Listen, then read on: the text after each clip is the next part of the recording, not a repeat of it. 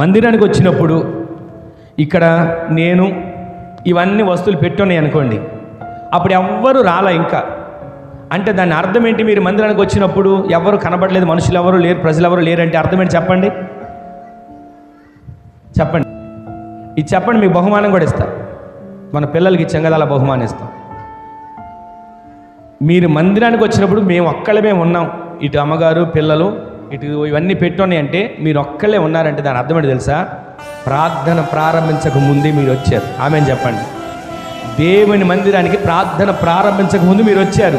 తర్వాత మీరు వచ్చిన తర్వాత ప్రజలందరూ వచ్చారు, ఇవన్నీ ఉన్నాయంటే అప్పుడు మీకు కనబడ్డండి. ప్రార్థన ప్రారంభించిన తర్వాత పాటలు పాడుతున్నప్పుడు, సాక్ష్యాలు చెప్తున్నప్పుడు, ప్రార్థన చేస్తున్నప్పుడు, ఆరాధన చేస్తున్నప్పుడు, వాక్యం చెప్తున్నప్పుడు వచ్చారని అర్థం. అయితే ఇక్కడ మీరు గమనించాల్సింది ఏంటి తెలుసా?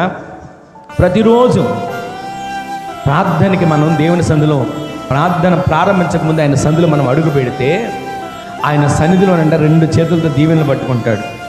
కుడి చేతిలో ఎడమ చేతిలో దీవెనలతో, సుఖము సంతోషమైన దీవెనలతో, నిత్య సుఖము నిత్య సంతోషం అంటే సుఖ సంతోషాలు. ఏ వ్యక్తి అయినా కోరుకునే సుఖ సంతోషమేగా. ఎవరైనా వివాహం జరిగిన తర్వాత పెద్దల దగ్గరికి వెళ్ళి దీవించమంటే ఏమంటారు? కలకాలం సుఖ సంతోషాలతో జీవించి అంటారు కదా. ఏ వ్యక్తి కోరుకునేదని అదే.